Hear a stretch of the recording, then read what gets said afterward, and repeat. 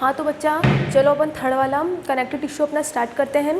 तो अपन ने connective tissue के 3 पार्ट अपने देखे थे, जैसे लूज कनेक्टिव टिश्यू हमने कंप्लीट कर लिया है ना, डेंस कनेक्टिव टिश्यू हमने कंप्लीट कर लिया, और अब अपन जो करेंगे वो करेंगे स्पेशलाइज्ड। थर्ड वाला जो है अपना कौन सा है बच्चा, स्पेशलाइज्ड कनेक्टिव टिश्यू। ठीक है, ये है अपना, ठीक है, स्पेशलाइज्ड कनेक्टिव टिश्यू करेंगे अपन। अच्छा सबसे पहले ये समझाने से पहले आप इतना ध्यान रखें बच्चा कि इसमें कौन कौन से टिश्यू आते हैं, स्पेशलाइज्ड कनेक्टिव टिश्यू के अंदर कौन कौन से टिश्यू आते हैं। तो बच्चा आपको पता होना चाहिए अपना कार्टिलेज, ठीक है, बोन, ठीक है, ब्लड एंड लिम्फ। ठीक है, तो बच्चा ये आपको पता होना चाहिए कि स्पेशलाइज्ड कनेक्टिव टिश्यू के अंदर अपने है ना cartilage, bone, blood and lymph आते हैं। ठीक है, अच्छा दूसरी बात ये है बच्चा कि अब अपन आगे स्टार्ट करने से पहले मैं आपको बता दूँ तो इसका मतलब क्या होता है। बच्चा देखो क्या होता है कि स्पेशलाइज्ड का मतलब होता है कि इन्होंने अपने काम को दूसरों से बेहतर बना लिया। दूसरों से बेहतर मतलब कुछ अलग दूसरे फंक्शन करने लग गए, तो इन्होंने क्या करा, अपने आप को स्पेशल बना लिया दूसरों से कि भाई इनका काम यही कर सकते हैं, इनके अलावा इनका काम और कोई नहीं कर सकता। ठीक है, तो बच्चा देखो इसमें अपने 4 तरीके के कौन कौन से, अब अपन इनको अच्छे से पढ़ते हैं। तो सबसे पहले अपन स्टार्ट करें कार्टिलेज। ठीक है, तो फर्स्ट जो है अपने पास है वो है कार्टिलेज। ठीक है, कार्टिलेज। ठीक है, अच्छा सबसे पहले तो बच्चा ये आपको बताना चाहिए सॉफ्ट कनेक्टिव टिश्यू होती है। सॉफ्ट बोल लो, फ्लेक्सिबल बोल लो, जो आपको सही लगे। सॉफ्ट कनेक्टिव टिश्यू होती है। इसके साथ साथ बच्चा आपको ये पता होना चाहिए कि जो कार्टिलेज होती है, जो बच्चा अपनी जो कार्टिलेज होती है ये भी बोन की तरह, देखो बच्चा आपको मैं एक डिफरेंस एक चीज़ बताती हूँ कि कार्टिलेज भी बोन की तरह ही उतनी ही स्ट्रॉन्ग होती है जितनी बोन होती है। बस इतना है कि ये प्लाएबल होती है, वो नॉन प्लाएबल है। अब what is the meaning of pliable. बच्चा प्लाएबल का मतलब होता है एक ऐसा सब्सटेंस, एक ऐसा फाइबर जो ईजिली मुड़ सके, जिसको आप चेंज कर, उसके शेप को चेंज कर सकते हो। यानी कार्टिलेज जो होता है वो कैसा होता है, ये स्ट्रॉन्ग होता है, यानी ये बोन की तरह यानी हड्डियों की तरह उतना ही स्ट्रॉन्ग होता है जितनी बड़ी हड्डियाँ होती हैं। उसके साथ साथ ये कैसा होता है, प्लाएबल होता है। प्लाएबल का मतलब अभी मैंने आपको बताया, प्लाएबल का मतलब होता है,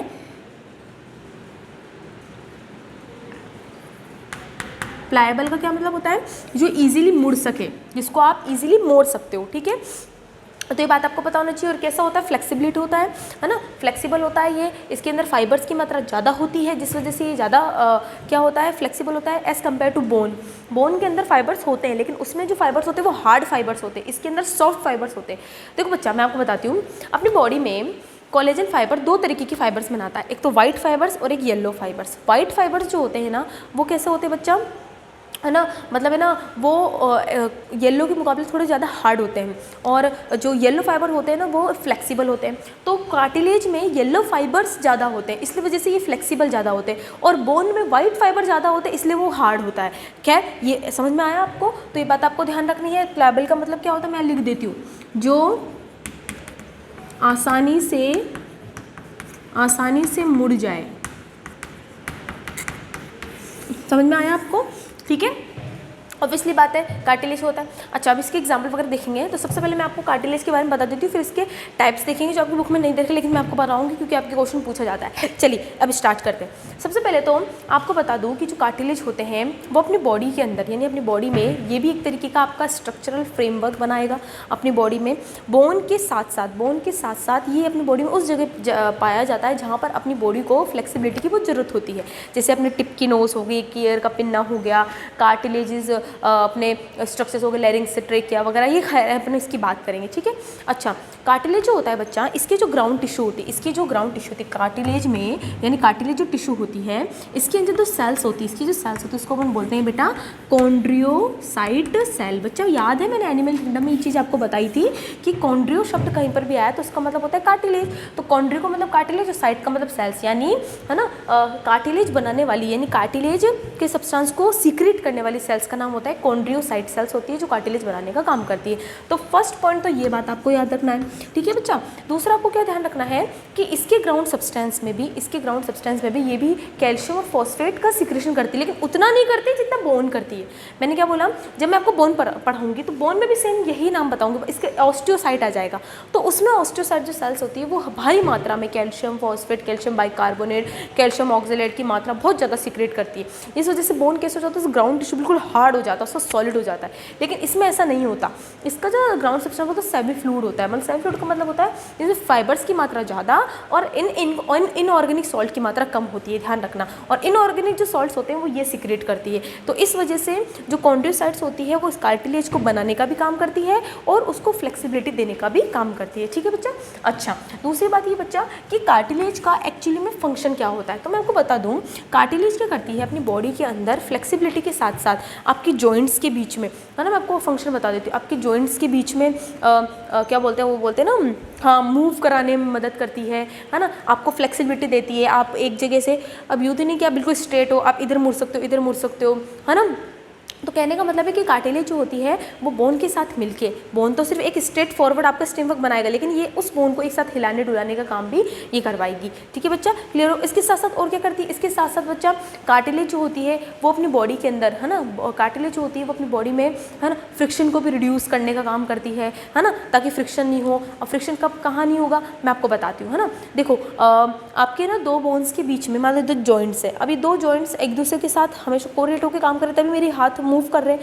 तो दोनों जॉइंट्स के बीच में जब एक दूसरे से जब मिल रहे होंगे, तो मान लो ऐसे मिल रहे होंगे, तो यहाँ पर हीट जनरेट होगी, और हीट जनरेट होगी तो दोनों के बीच में फ्रिक्शन पैदा होगा। तो फ्रिक्शन नहीं हो इसलिए इन दोनों जॉइंट्स के बीच में कार्टिलेज होता है। तो कार्टिलेज क्या करता है, इन दोनों के बीच में मूव तो करवाएगा, मूवमेंट करवाएगा, उसके साथ साथ फ्रिक्शन को प्रोड्यूस करके हीट एब्जॉर्बेंट का काम करता है कि जितनी हीट रिड्यूस होगी उस हीट को एब्जॉर्ब कर लेगा। तो बच्चा ये आपको आ गया समझ में, ठीक है। चलो, तो ये तो हो गया इसके फंक्शन। अब अपन बात करते हैं जब से इसका जो मेन टॉपिक है वो है इसके टाइप्स, ठीक है। देखो बच्चा, क्या होता है कि कार्टिलेज जो होते हैं उसके तीन टाइप्स के कार्टिलेज आपको देखने को मिलते हैं आपकी बॉडी में, ठीक है। तो सबसे पहला है आपके पास, मैं ऐसे कर देती हूँ, 3 टाइप्स ऑफ कार्टिलेज।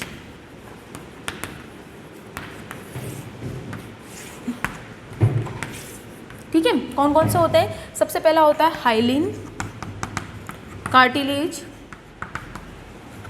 ठीक है। दूसरा कौन सा होता है बच्चा, दूसरा होता है इलास्टिन या इलास्टिक कार्टिलेज, और तीसरा होता है फाइब्रो कार्टिलेज, ठीक है बच्चा। ये 3 तरीके के कार्टिलेज होते हैं जो अपनी बॉडी में प्रेजेंट होते हैं, ठीक है। हाइलिन कार्टिलेज, इलास्टिन कार्टिलेज और फाइब्रो कार्टिलेज। अच्छा, इन तीनों में से सबसे ज़्यादा क्वेश्चन पूछा जाता है बच्चा, ये आपको याद रखना है, बुक में नहीं दे रखा है इसलिए मैं आपको बता रही हूँ, ध्यान रखना ना।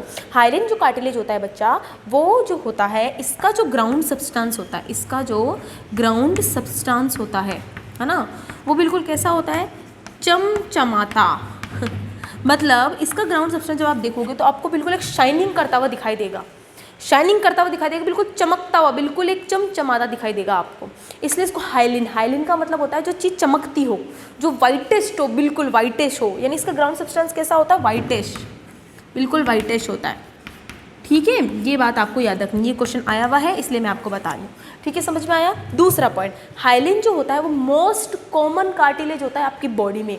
मोस्ट कॉमन मतलब ऑलमोस्ट सब जगह आपको हाइलिन मिलेगा, यानी सब, ये बात आपको ध्यान रखनी है। ये कैसा होता है, most common cartilage, most common होता है, ठीक है। और एक और बता दो, और सबसे वीक भी यही होता है, ये बात और बता दो। जो चीज़ वीक होती है वो कमज़ोर होती है, और जो चीज़ बहुत ही कम मात्रा में मिलती है वो स्ट्रॉन्ग भी होती है। तो हाइलिन क्या होता है, वो मोस्ट कॉमन होता है और सबसे वीकेस्ट कार्टिलेज भी होता है ये, ठीक है ना। ये थोड़ा आप ध्यान रखना है, मतलब बाकियों के मुकाबले थोड़ा वीक होता है, इसके फाइबर्स बहुत लूजली अरेंज होते हैं, इसलिए फाइन, बिल्कुल पतले पतले होते हैं इसके फाइबर्स, इसलिए इजीली वीक होते हैं, मतलब इनके मुकाबले, ठीक है, समझ में आया। अच्छा, मैं एग्जांपल तीनों के एक साथ बता दूंगी, ठीक है। पहले आप मैंने बता दूँ, फिर मैं एग्जांपल तीनों को बता दूँ। इलास्टिक के अंदर क्या होता है बच्चा, ये ज़्यादातर फ्लेक्सिबिलिटी का ध्यान रखता है। अब नाम में ही आ रहा है इलास्टिक है तो मतलब अपने शेप को मेंटेन कर सकता हो, जो शेप पहला था वैसा का वैसे आ जाए। रबड़ बैंड देखिए, रबड़ बैंड कितना खींचो वापस अपने उस शेप में आ जाता है, यानी इसके जो फाइबर्स होते हैं ये श्योर करते हैं कि भाई तुम इसको कितना ही खींचो ये उतना ही रहेगा जितना होता है। ठीक है। तो इलास्टिक जो फाइबर्स होते हैं, इसमें जो फाइबर्स होते हैं वो अच्छी खासी मात्रा में होते हैं, प्लस वो फ्लेक्सिबल फाइबर होते हैं। इसके अंदर क्या होते हैं, फ्लेक्सिबल फाइबर होते हैं। फ्लेक्सिबल फाइबर्स की मात्रा ज़्यादा होती है, याद रखना, ठीक है।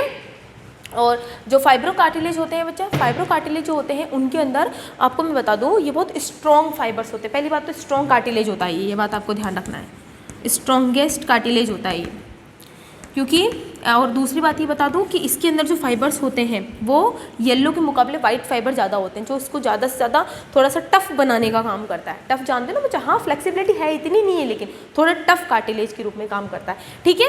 तो बच्चा ये आपको समझ में आया। आपको क्या ध्यान रखना है कि 3 टाइप्स के कार्टिलेज, ये क्वेश्चन आ रखा है आपके यहाँ से, क्वेश्चन पूछते हैं 3 टाइप के कार्टिलेज होते हैं, hyaline cartilage, elastin and fibroblast. Hyaline cartilage का जो ग्राउंड सब्सटेंस होता है बहुत ही चमचमाता होता है, बहुत ही उसके अंदर जो ग्राउंड सब्सटेंस होते हैं बहुत ही ज़्यादा ऐसा सब्सटेंस होता है जो बिल्कुल चमकता है, बिल्कुल वाइट टेस्ट होता, ठीक है। और दूसरा ये मोस्ट कॉमन होता है।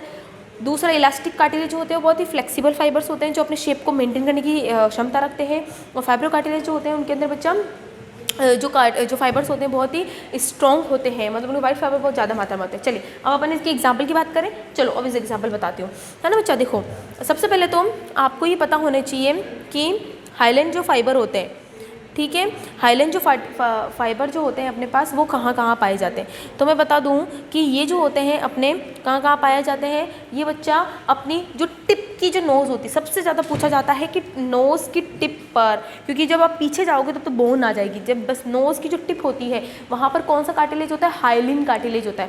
पहला तो ये ध्यान रखना है आपको।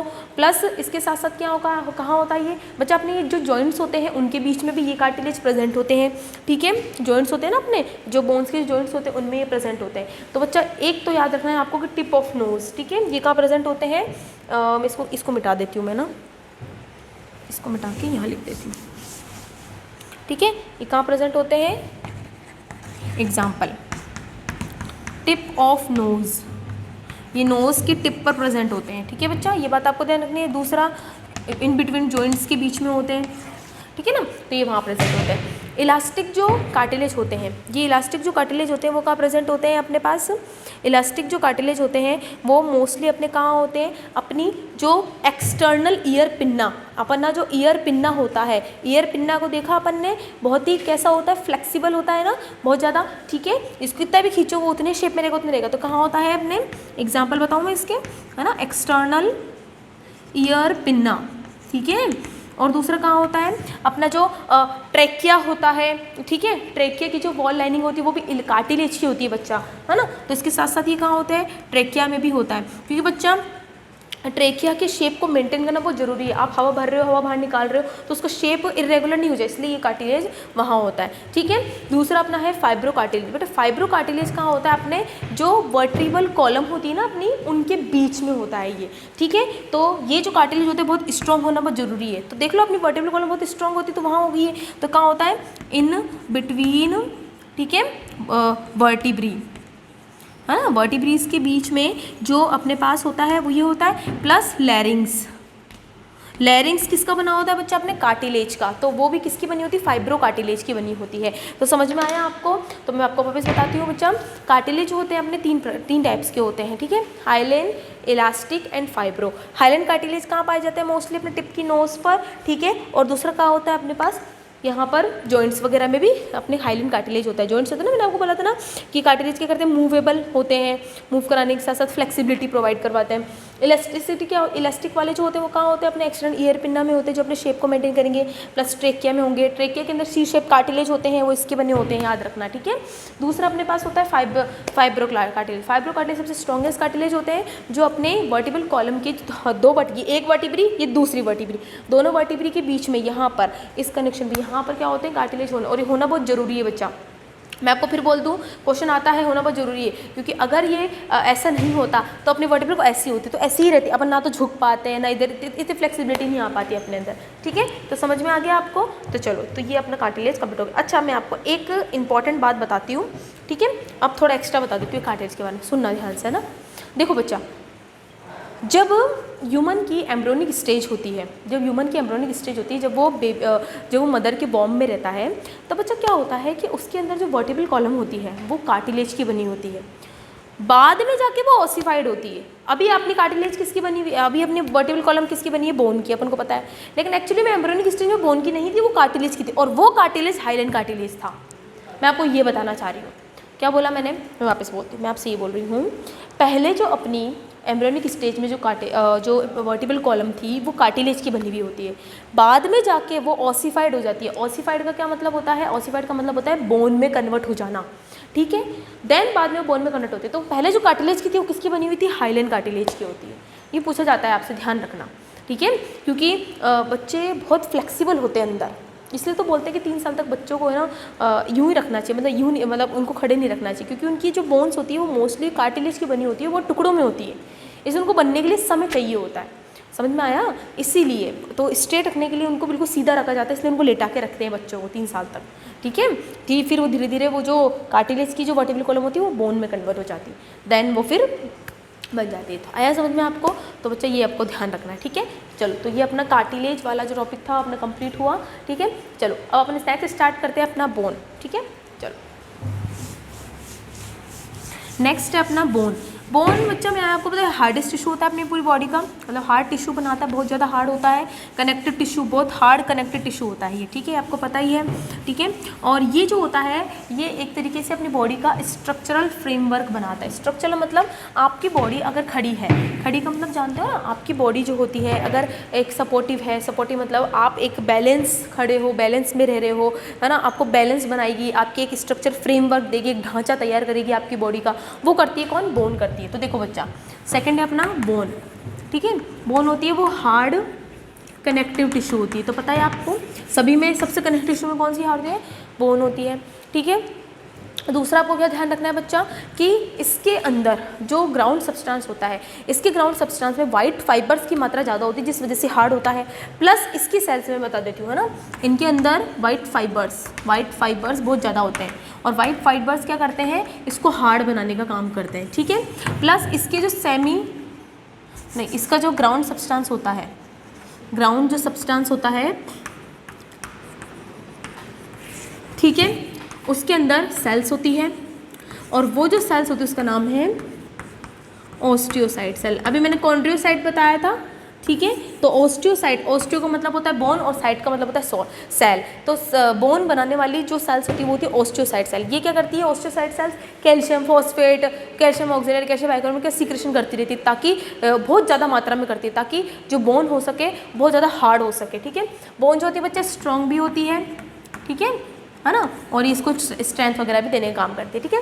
अच्छा, तो ये बात आपको समझ में आई, यही ऑस्टियोसाइट सेल्स। अब ये होती क्या है बच्चा, ऑस्टियोसाइट सेल्स क्या होती है, बोन में जो ग्राउंड सब्सटेंस होता है उनके बीच में गैप प्रेजेंट होता है, कैविटी होती है, और उस कैविटी का नाम होता है बच्चा लेक्यूनी। लेक्यूनी एक कैविटी होती है और उसकी चारों तरफ ये ऑस्टियोसाइट सेल्स बिखरी हुई रहती है। तो ये क्या करती है, लेक्यूनी क्या करती है कि स्पेस बनाती है। देखो बच्चा, पता है क्या होता है, देखो मैं आपको एक चीज़ बताती हूँ ना, देखो देखो मैं आपको बताती हूँ, देखो ये अपनी बोन है, मान लो कैसे बताऊँ मैं, 1 मिनट रुकना ना।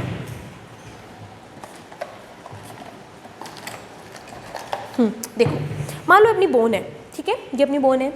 बोन को जब आप कट करोगे तो आपको है ना छोटे छोटे से ना गैप दिखेंगे बीच बीच में, और इन गैप्स के चारों तरफ ये ऑस्टियोसाइट सेल बिखरी हुई रहेंगी। उन गैप्स को बच्चा अपन बोलते हैं लेक्यूनी, ये लेक्यूना बोलते हैं, है ना, बहुत सारे को लेक्यूना और एक को बोलते हैं लेक्यून, ठीक है। और लेक्यूनी का होना बहुत ज़रूरी है बच्चा। ये भले ही ये आपको दिख रहा है कि ये इनऑर्गेनिक है, नॉन लिविंग दिख रहा होगा, लेकिन ये बोन के अंदर जो सेल्स है वो तो लिविंग है। अगर वो लिविंग है तो उनको भी तो खाना पीना चाहिए। अब खाना पीना कौन लेकर आएगा, ब्लड लेकर आएगा। तो बच्चा इनके बीच में क्या है ना, छोटी छोटी सी कैनाल्स होती है। देखो अगर मैं इसको कट करूँगी ना यहाँ से, मुझे छोटी छोटी कैनाल्स दिखेंगी, और उन कैनाल को अपन क्या बोलते हैं, एक स्पेस होता है लेक्यूना, है ना, और उसके अंदर वो कैनाल्स होते हैं, और उन कैनाल्स के बीच में ना ब्लड वेसल रन करती है। आप एक काम करना, अपनी ना विकीपीडिया पे मतलब एक सर्च करके देखना internal diagram, internal structure of bone. आप देखना उसमें बहुत सारे लेयर्स हैं, और उसमें छोटे छोटे से गैप बने हुए, उसमें कैनाल्स रन कर रही है, और उन्हीं कैनाल्स में ब्लड वेसल नर्व्स होती है, ठीक है। और होना बहुत ज़रूरी है। और अगर नहीं होगा तो फिर ये तो नॉन लिविंग होगा, फिर मतलब ही क्या है, फिर इनको सेल्स को खाना पीना कैसे मिलेगा। तो इनकी सेल्स को खाना पीना देने के लिए लेक्यूना एक स्पेस होता है, बॉडी कैविटी होती है। तो क्वेश्चन आता है कि बॉडी कैविटी का नाम बताइए, सॉरी मतलब बोन कैविटी का नाम बताइए जिसमें वो स्पेस होता है। तो आपको ध्यान, लेक्यूना स्पेस होता है जिनके अंदर ब्लड वेसल, नर्व्स वगैरह रन करती है, ठीक है, जिससे इनकी सेल्स को क्या मिलता रहता है, खाना पीना मिलते रहता है। और जितना जितना खाना पीना लेते जाएंगे उतना ये सेल्स बनाती रहेंगी, जिससे क्या होता जाएगा, बाहर की जो सेल्स होंगी वो कैल्शियम का सीक्रेशन करती रहेंगी, जिससे बोन और भी ज़्यादा हार्ड हो जाएंगी, ठीक है, ऐसा होता रहता है, ठीक है। तो ये बात आपको ध्यान रखनी है। दूसरा बात आपको क्या ध्यान रखना है बच्चा, कि जो बोन होती है, ठीक है, जो लॉन्ग बोन्स होती है, बच्चा आपको ये पता होना चाहिए अपनी जो बोन्स होती है मैमल्स की, वो कैसी होती है, बहुत ही ज़्यादा हार्ड होती है और बहुत ही सॉलिड होती है, क्योंकि अपनी बोन के अंदर क्या पाया जाता है, बोन मैरो पाया जाता है। बोन मैरो एक ग्राउंड सब्सटेंस होता है जो लॉन्ग बोन्स में होता है, हर जगह नहीं होता बोन मैरो, ध्यान रखना, ठीक है। बोन मैरो ह्यूमन की बॉडी में हर जगह नहीं होता, सिर्फ लॉन्ग बोन्स में होता है।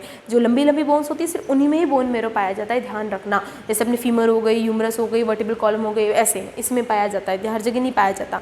बोन मैरो क्या करती है आपको पता है, दो तरीके, बोन मैरो में दो तरीके की साइड्स होती है, एक तो येलो बोन मैरो और एक red bone marrow. Red bone marrow क्या करेगी, आरबीसी बनाएगी, येलो बोन मैरो क्या करते हैं, डब्ल्यूबीसी प्लेटलेट्स वगैरह बनाने का काम करते हैं, मतलब दोनों कुल मिला के ब्लड की सेल्स को बनाने का काम करती है। तो समझ में आया आपको, ठीक है। तो जो बोन्स होती है उसमें क्या पाई जाती है, बोन मैरो पाई जाती है। और बोन मैरो में आपको इससे फिर बता दूँ, बोन मैरो जो होती है एक हार्डेस्ट और एक सॉलिड सब्सटेंस होता है जो सिर्फ और सिर्फ केवल लॉन्ग बोन्स में होती है, ध्यान रखना, ठीक है, ये केवल लॉन्ग बोन्स में होती है, जैसे फीमर, यूरस हो गया अपना, एक्सेट्रा, ठीक है। और ये क्या करती है बच्चा, ये बोन मैरो के दो तरह के बोन मैरो होते हैं, एक तो रेड बोन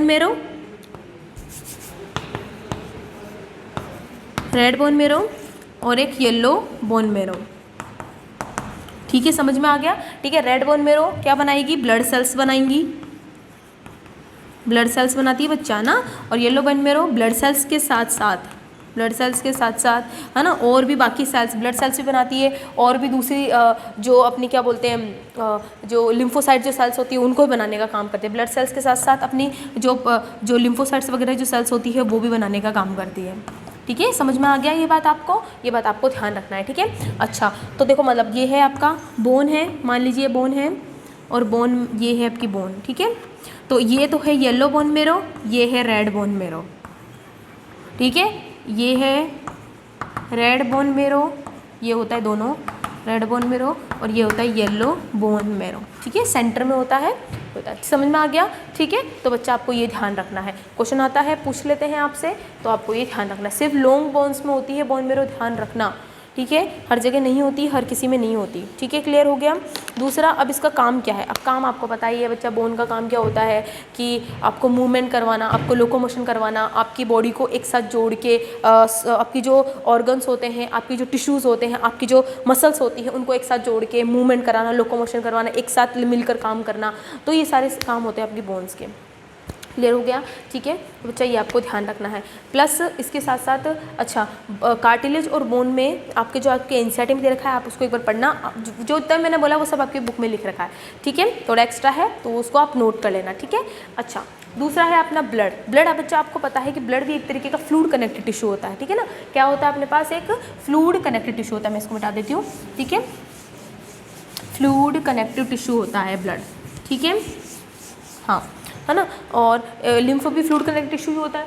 तो अपना थर्ड अपने पास ब्लड क्या होता है बच्चा, एक फ्लूइड, ये क्वेश्चन आता है, जैसे हार्ड बताया मैंने, तो हार्ड कनेक्टिव टिश्यू पूछे तो बोन, सॉफ्ट फ्लेक्सिबल पूछे तो कार्टिलेज, फ्लूइड पूछे तो ब्लड, फ्लूइड कनेक्टिव टिश्यू होता है बच्चा, ये आपको ध्यान रखना है। क्लियर हुआ, ठीक है। तो जो ब्लड होता है फ्लूइड कनेक्टिव टिश्यू होता है। दूसरा, ये जो ब्लड होते हैं बच्चा, इसके आपको दो पार्ट, यानी इसकी ग्राउंड टिश्यू में आपको दो पार्ट आपको देखने को मिलते हैं, ठीक है। कौन कौन से पार्ट आपको देखने को मिलते हैं, एक तो इसके पार्ट होते हैं प्लाज्मा, ठीक है, ब्लड के दो पार्ट होते हैं, एक तो प्लाज्मा और दूसरा होता है कॉर्पस्कुलर वाला पार्ट। मैं ज़्यादा इसमें डिटेल में नहीं बताऊंगी, बस मैं आपको ऊपर से बता रही हूँ कि ब्लड वाले में अपन पूरा डिटेल में पढ़ेंगे। वैसे इतना बता रही हूँ कि ब्लड एक तरीके का फ्लूइड कनेक्टिव टिश्यू होता है जो आपकी बॉडी को, है ना, आपकी बॉडी में जितने भी ऑर्गन्स होते हैं एक दूसरे को रिलेट करके इंटर रिलेटेड होकर काम करने का काम करता है, ठीक है। कुछ भी ले जाना हो, कुछ भी करना हो तो ब्लड के थ्रू ही वो चली जाती है चीज़ और दूसरे टारगेट सेल्स तक पहुँचती है, ठीक है। तो इसके दो पार्ट आपको देखने, इसकी ग्राउंड टिश्यू में दो पार्ट, एक तो प्लाज्मा मतलब लिक्विड पार्ट, और कॉर्पस्कुलर मतलब जो ब्लड सेल, यानी कॉर्पस्कुलर्स को अपन एक्चुअली में कहते हैं ब्लड सेल, यानी ब्लड में पाई जाने वाली जो सेल्स होती है वो कॉर्पुसल वाले पार्ट में आती है, और ब्लड के अंदर जो लिक्विड पार्ट होता है ना, ब्लड में जो लिक्विड पार्ट होता है उसको अपन क्या बोलते हैं, प्लाज्मा कहते हैं। समझ में आया? अब देखो बच्चा, ऊपर से बता देती हूँ मैं आपको, प्लाज्मा में बहुत सारी चीज़ें, पानी होता है, प्रोटीन होता है ना, और अपने विटामिन, मिनरल, सबका सब आयंस वगैरह सब इसमें होते हैं। और ब्लड सेल्स आपके 3 तरीके की होती है, आरबीसी, डब्ल्यूबीसी और प्लेटलेट्स होती है, ठीक है, जो बनाने क्या क्या काम करती है। ठीक, समझ में आ गया ये बात आपको। अब मैं आपको एक एक्स्ट्रा चीज़ बताती हूँ बच्चा, है ना, देखो एम्ब्रियोनिक स्टेज में अभी मैंने आपको बोला कि जब एडल्ट हो जाएगा, एडल्ट में ब्लड की जो सेल्स होती है आरबीसी, डब्ल्यूबीसी और प्लेटलेट्स को बनाने का हम बोन मेरो करते हैं। बिल्कुल सही है, कोई दिक्कत वाली बात नहीं है। लेकिन बच्चा एम्ब्रियोनिक स्टेज में बोन मेरो बन ही नहीं पाता। बोन मेरो तब तक नहीं बन पाता जब तक बोन अच्छे से नहीं बनती। अब एम्ब्रियोनिक स्टेज में तो बोन जो थी वो तो कार्टिलेज में थी, इसीलिए एम्ब्रियोनिक स्टेज में ब्लड सेल को बनाने का काम लिवर करती है। ये बात आपको ध्यान रखनी है। देन बाद में जैसे ही कार्टिलेज वो बोन में कन्वर्ट हो जाता है, अपनी जो लॉन्ग बोन बन जाती है पूरी तरह से, देन बाद में लिवर अपना काम छोड़ के then bone marrow blood cell बनाने का काम करती है। तो बच्चे ध्यान रखना है कि एम्ब्रियोनिक स्टेज में आरबीसी, डब्ल्यूबीसी और प्लेटलेट्स को बनाने का काम कौन करता है, लिवर करता है। ये बात आपको ध्यान रखनी है। क्लियर हो गया? ठीक है, तो चलो ये अपना कंप्लीट हो गया। अब एक और बात कर लेते हैं लिम्फ की। लिम्फ को आपको नहीं दे रखा, मैं बता देती हूँ। लिम्फ भी एक तरीके का आपका फ्लूइड कनेक्टेड टिश्यू होता है, एक इंटरसेल्युलर फ्लूइड होता है जो येलोइश कलर का होता है, ठीक है। जब मैं आपको ब्लड वाला चैप्टर पढ़ाऊंगी, सर्कुलेटरी सिस्टम में आपको डिटेल में पढ़ाऊंगी, बस इतना ध्यान रखिए कि ये भी एक एक्स्ट्रा फ्लूइड कनेक्टेड टिश्यू होता है जो इंटरसेल्युलर स्पेस है ना, इंटरसेल्युलर फ्लूइड कहलाता है। तो ये भी एक तरीके से क्या करता है, न्यूट्रिशन वगैरह को ट्रांसपोर्ट और वेस्ट को ट्रांसपोर्ट करने का काम करता है। क्लियर हो गया? तो बच्चा आज अपन ने हमारा अपना कनेक्टिव टिश्यू कंप्लीट कर लिया है, ठीक है। तो आप एक बार इसको अपनी एनसीईआरटी में अच्छे से पढ़ना, और यहाँ पर बच्चा मैंने जितने पढ़ाया है पूरा एनसीईआरटी बेस पढ़ाया है, एक दो तीन चीज़ें एक्स्ट्रा थी जो मैंने आपको लिखवा दी है, बट बच्चा एक बार प्लीज़ अपनी एनसीईआरटी को देखना, ठीक है बच्चा। तो कनेक्टिव टिश्यू हमने कंप्लीट कर लिया। अब अपने 2 टिश्यू बचे हैं, मस्कुलर एंड नर्वस, ठीक है, वो जल्दी हो जाएगा अपना, ठीक है, ज़्यादा नहीं है उसके, क्योंकि मसल टिश्यू अपना पूरा चैप्टर है तो उसमें अपन डिटेल में पढ़ेंगे। तो मस्कुलर नर्वस में आपको ऊपर से हाईलाइट करूँगी, और नर्वस में तो आपको थोड़ा सा बताना, फिर वैसे अपना पूरा हो जाए। देन अपन स्टार्ट करेंगे इसके अंदर जो अपना अर्थवॉर्म, कॉकरोच और जो फ्रॉग है वो अपना मेजर पार्ट है, जिससे अपने 1 या 2 क्वेश्चन तो बनते हैं, ठीक है बच्चा। तो एक बार इस जितना हमने पढ़ लिया कनेक्टिव टिश्यू को एक बार अपने एनसीईआरटी से पढ़ना बच्चा, ठीक है। ये हमने एनसीईआरटी बेस पढ़ा है। एक बात, मेरी बात मान लो, ठीक है, एक बार तो एनसीईआरटी बेसिस को कर लेना, अगर कोई है ना, तो जो भी आपको क्वेरी होगी तो आप उसको क्लियर हो जाएगी, ठीक है बच्चा। Thank you.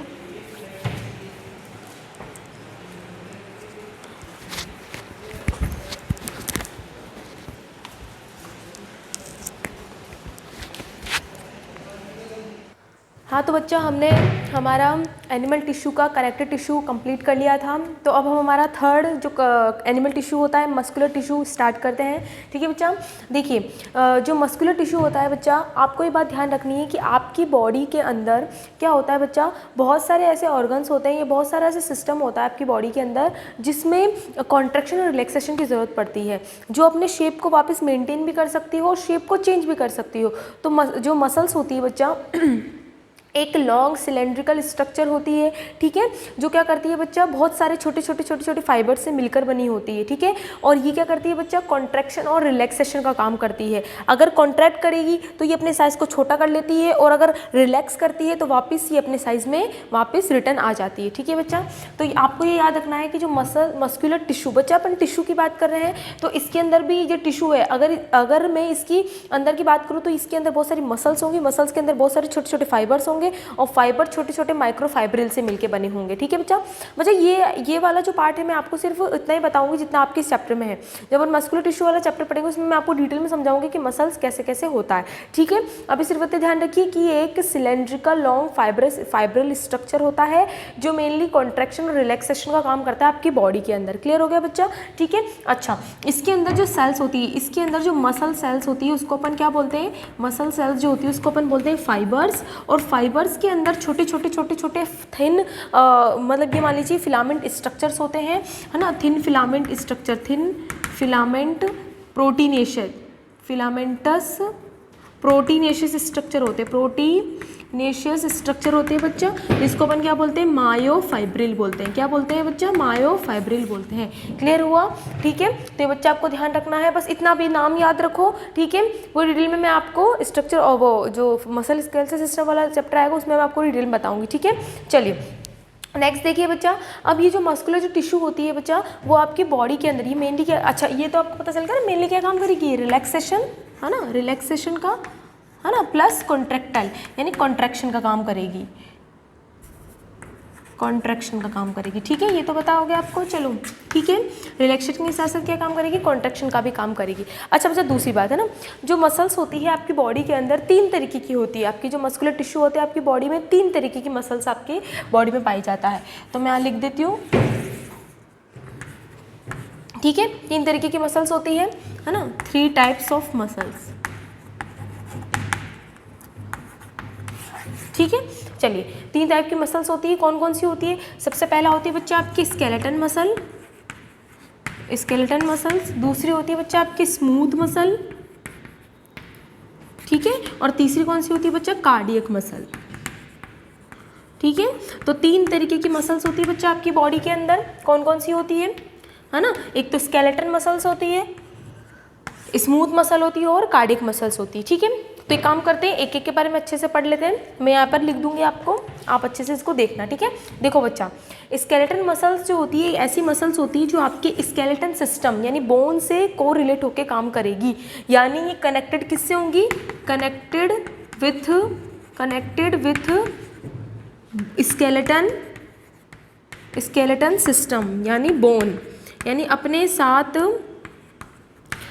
साथ यानी अपनी बोन के साथ कोरिलेट होकर काम करती है बच्चा। ये हो गया पहला पॉइंट, इसलिए इसको स्केलेटन मसल्स बोलते हैं। दूसरा पॉइंट ध्यान से सुनना बच्चा, ठीक है। मैं दूसरी चौक ले लेती हूँ। हाँ अब देखो बच्चा, क्या होता है कि जो स्केलेटन मसल्स होती हैं, ठीक है, जब आप इन मसल्स को देखोगे तो ये पैरेलली अरेंज होती है। फाइबर देखो बच्चा, मसल्स कोई सी भी हो वो एक दूसरे के साथ पैरेलली अरेंज होगी। तो ये पॉइंट इसके लिए अगर मैं बता रही हूँ ना, तो वो पॉइंट सभी के लिए होगा, ये बात आप ध्यान रखना, एक दूसरे के पैरेलल होती है, ठीक है ना। सारे फाइबर सारे के सारे मसल्स एक दूसरे के पैरेलली अरेंज होती है। तो मैंने आपको बता दिया, मैं लिखूंगी नहीं ये पॉइंट क्योंकि सब में कॉमन है। अब सुनो बच्चा, जो स्केलेटन मसल्स होती है, अगर जब आप इनको देखोगे ना, तो आप इनकी मसल्स के अंदर छोटी छोटी यहाँ पर आप है ना बैंड देखने को मिलेंगे आपको, कहीं डार्क फिर लाइट, फिर डार्क फिर लाइट, फिर डार्क फिर लाइट, ऐसे करके बैंड दिखाई देंगे। और जो जब भी कभी हमें मसल्स के अंदर बैंड्स दिखाई देते हैं, कभी डार्क कभी लाइट, कभी डार्क कभी लाइट, तो उसको अपन बोलते हैं स्ट्राइशन, इसको अपन बोलते हैं स्ट्राइशन। इसलिए बच्चा जो स्केलेटन मसल्स होती है उसको स्ट्राइटेड मसल्स भी कहते हैं, स्ट्राइटेड मसल्स भी कहते हैं, ध्यान रखना। क्योंकि जब आप इन मसल्स को देखते हो, है ना, जब आप इन मसल्स को देखते हो तो आपको इसके अंदर डार्क और लाइट बैंड्स दिखाई देते हैं, ठीक है। इसलिए इसको अपन क्या बोलते हैं, यानी इसको अपन बोलते हैं स्ट्राइशन। स्ट्राइशन का मतलब ही होता है किसी भी चीज़ को डार्क और लाइट से शो करना, स्ट्राइशंस कहलाता है, ठीक है बच्चा। तो आपको इस मसल्स में डार्क और लाइट बैंड दिखाई देंगे, इसलिए इनको स्ट्राइटेड मसल्स कहते हैं। समझ में आया, ये पूछा जाता है बच्चा, स्ट्राइटेड मसल्स कौन सी मसल्स होती है। क्लियर हुआ। दूसरी बात है ना बच्चा, दूसरी बात ये देखो कि स्केलेटन मसल्स जो होती है वो अपने बोन से कोरिलेट होकर काम करती है, अपन ने बोला। तो बच्चा अपना स्केलेटन मसल्स अपने हिसाब से तो काम कर रहा है। अगर मैं अपने हैंड को ऐसे हिला रही हूँ तो मेरे हैंड की जो हड्डियाँ हैं, जो बोन्स है, वो इस मसल्स के साथ कोरिलेट होकर काम कर रही है। तो इसका मतलब ये भी तो अपने हिसाब से काम कर रही है, यानी आपका इसके फंक्शन के ऊपर आपकी सोच विचार में फर्क पड़ता है, यानी आप जो सोचोगे तभी ये काम करेगी वरना नहीं करेगी। तो बच्चा जो ऐसे ऑर्गन या ऐसे ऑर्गेनिज्म या ऐसे टिश्यू या ऐसी सेल्स जो अपने हिसाब से काम करती हो, यानी अपना उस पर कंट्रोल हो, उन मसल्स या उन ऑर्गन या उन सेल्स को अपन वॉलंटरी कहते हैं। तो बच्चा आपको ये ध्यान रखना है कि जो स्केलेटन मसल्स जो होती है, ठीक है, ये कैसी होती है, वॉलंटरी मसल्स होती है, इनको वॉलंटरी मसल्स भी कहते हैं। तो बच्चा देखो 2 नाम आ गया यहाँ पर, ठीक है। तो स्केलेटन मसल्स के 2 नाम आ गए। सबसे पहला कि जब आप इनको देखोगे तो इनके अंदर आपको डार्क और लाइट बैंड दिखेंगे, इसलिए इनको स्ट्राइटेड मसल्स कहते हैं, स्ट्राइशंस देखने को मिलते हैं, है ना। दूसरा, ये जो मसल्स होती है वो आपकी इच्छा अनुसार काम करेंगे, अगर आप नहीं करवाना चाहते हैं काम तो नहीं करो, क्योंकि आपकी सोच पर डिपेंड करता है, ठीक है। तो ये जो होती है इसलिए इसको अपन क्या बोलते हैं, वॉलंटरी मसल्स भी कहते हैं। बच्चा समझ में आया, ये बात आपको ध्यान रखनी है, ठीक है। दूसरी बात है ना, न्यूक्लियस जो होता है इन तीनों ही मसल्स में पाया जाता है। एक बात आपको ध्यान रखनी है, जो न्यूक्लियस होता है तीनों में ही पाया जाता है न्यूक्लियस, ये बात आपको ध्यान रखनी है, ठीक है। और ये जो होती है ये बाहर से एक टफ प्रोटीनेशियस शीट से ढकी हुई रहती है, ताकि जब कॉन्ट्रैक्शन रिलैक्सेशन हो तो कोई दिक्कत नहीं है। अब जो देखो मैं ना इसे अब ऊपर से बता रही हूँ, इसमें ज़्यादा मैं इसमें लिखूंगी नहीं, ठीक है। देखो बच्चा, है ना, जब आप स्केलेटन मसल्स को देखते हो तो अब मैंने आपको बोला कि इसमें स्ट्रेशंस आपको देखने को मिलेंगे। तो बच्चा वो जो डार्क और जो लाइट बैंड है वो एक तरीके की है क्या, वो एक तरीके के मायोफाइब्रिल्स है, और ये मायोफाइब्रिल्स किसके बने होते हैं, प्रोटीन के। तो बच्चा स्केलेटन मसल्स में आपके दो तरीके के प्रोटीनेशियस मायोफाइब्रिल्स होते हैं, जिसमें आपको पहला आता है आपके मायोसिन मायोफाइब्रिल, मायोसिन प्रोटीन, और एक होता है एक्टिन। तो ये बच्चा ये दो तरीके के बैंड्स होते हैं जो इसके अंदर अरेंज होते हैं। मतलब देखो मैं आपको देखो समझा देती हूँ। मान लो ये मसल है ना, और ये देखो आपको कुछ इस तरीके का अरेंजमेंट देखा होगा आपने, ऐसा अरेंजमेंट, ये देखो कुछ इस तरीके का दिखाई देता है, ये देखो, ये देखो कुछ इस तरीके का दिखाई देता है। तो बच्चा बीच में डार्क फिर लाइट, फिर बीच में डार्क फिर लाइट, तो कुछ इस तरीके का स्ट्रेशंस आपको देखने को मिलता है। और ये अपन पढ़ते हैं किस वाले चैप्टर में, स्केलेटल सिस्टम वाले चैप्टर में पढ़ते हैं। तो मैंने सिर्फ आपको आइडिया बता दिया कि इस तरीके का होता है। तो बच्चा बस इतना ध्यान रखना कि जो मसल्स होती हैं उनके अंदर क्या पाया जाता है। मैं इसके बारे में 2-3 बातें बताऊंगी मसल्स के बारे में, पहले मैं तीनों कंपेयर कर दूँ, फिर 1-2 बात इंपॉर्टेंट बात मैं आपको इन तीनों के बाद बताऊंगी, ठीक है। तो बस आप इतना ध्यान रखना, क्लियर हो गया। आपको ध्यान रखना है न्यूक्लिएटेड होती है तीनों ही न्यूक्लिएटेड होती है। मैं तीनों के लिए एक साथ ही लिख दूंगी वो पॉइंट, बस अब इतना ध्यान रखो कि स्केलेटल सिस्टम के साथ जुड़ी रहती है अपने बोन के साथ, स्ट्रेशंस देखने को मिलते हैं, इसमें डार्क और लाइट बैंड्स देखने को मिलते हैं।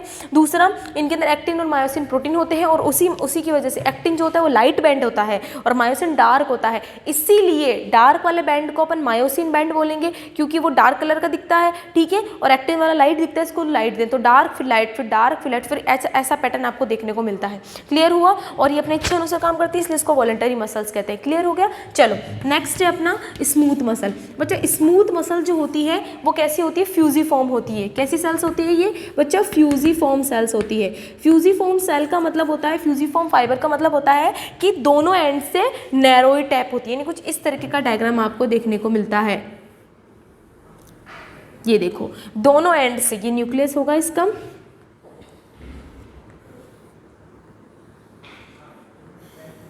ये देखो कुछ इस तरीके की आपको देखने को मिलेगी।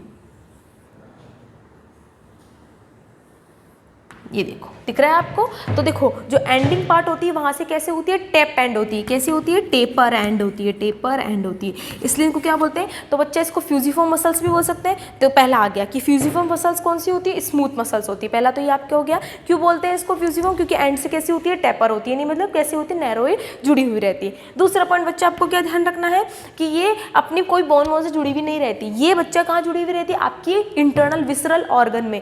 ये आपके कहाँ होती है, विसरल ऑर्गन में प्रेजेंट होती है, present in visceral organ. Visceral organ मतलब आपके इंटरनल ऑर्गन, है ना, जो अपने ऑर्गन्स होते हैं ना, जैसे यूट्रस हो गया, है ना, आपकी ईसोफेगस हो गई, स्टमक हो गया, है ना, यूरिनरी ब्लेडर हो गया, ठीक है, एक्सेप्ट हार्ट, ठीक है, एक्सेप्ट ये हार्ट के अंदर ही वाली मसल्स होती है, ठीक है।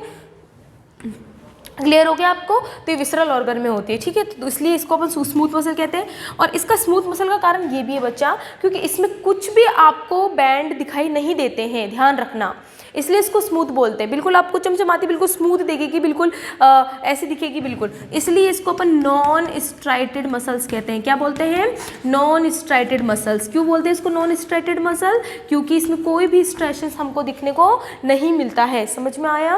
प्लस स्मूथ मसल्स मैंने आपको बोला ऑर्गन में होती है। तो बच्चा क्या ऑर्गन जब भी कोई काम करता है तो क्या आपसे पूछ के करेगा कि भाई मैं किसी चीज़ को डाइजेस्ट करूँ या नहीं करूँ। अरे भाई ऑर्गन तो आपके इंटरनल है, अगर उसको लगेगा कि ये मेरे काम का नहीं है तो वो अपने हिसाब से काम करता है, अपने नर्वस सिस्टम के हिसाब से काम करेगा।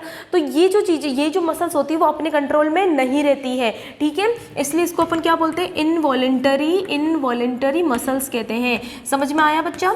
ये बात आपको ध्यान रखनी है कि स्मूथ मसल्स को इनवॉलेंटरी मसल्स कहते हैं। क्यों, क्योंकि ये अपनी इच्छा अनुसार काम नहीं करती है। अगर आप खाना खा रहे हो तो वो खाना अगर आपके पेट में जाता है तो स्टमक क्या करेगा, उसको पचाएगा, डाइजेस्ट करवाएगा। तो वो क्या आपसे पूछेगा कि मैं डाइजेस्ट करूँ या नहीं करूँ? आपसे थोड़ी ना पूछेगा, वो तो खुद अपने आप डाइजेस्ट करने लग जाएगा, ठीक है। तो वो किसने करा? वो खुद अपने आप हिसाब से, खुद के हिसाब से काम कर रहा है, अपने हिसाब से काम नहीं करता। इसलिए क्या होते हैं? इनवॉलेंटरी मसल्स होती है। समझ में आया बच्चा?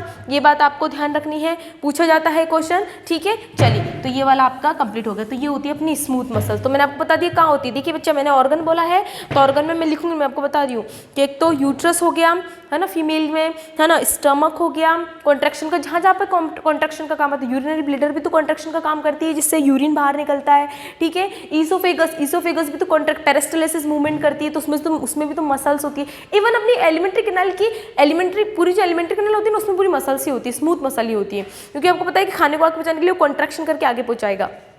क्लियर हो गया, ठीक है। तो ये अपनी स्मूथ मसल थी। तीसरी है बच्चा कार्डियक मसल। अब बच्चा आपको एक चीज बता दूं मैं, कार्डियक मसल बहुत ही स्पेशलाइज मसल्स होती है, जो इन दोनों से बहुत अलग होती है। पहली बात तो ये बात मैं आपको बता दूं।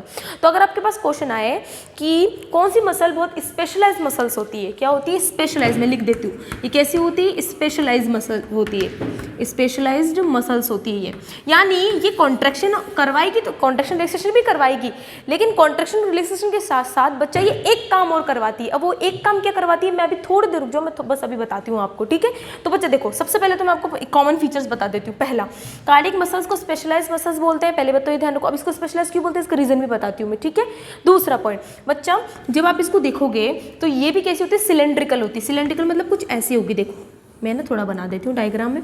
लेकिन सिलेंड्रिकल के साथ साथ बच्चे ये मसल्स एक दूसरे से फ्यूज होती है। ये थी इनके प्लाज्मा मेम्ब्रेन, अब यहाँ गई और ये फिर फ्यूज, ये देखो,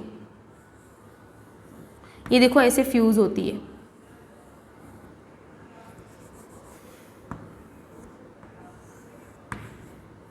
ये देखो ऐसे फ्यूज होती है ये, ठीक है। तो देखो ये फ्यूज ही तो है, ठीक है, एक दूसरे से फ्यूज हो रखी है।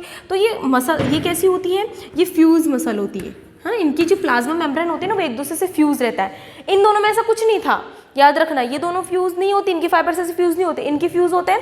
प्लस इनमें आपको डार्क लाइट बैंड देखने को मिलेंगे।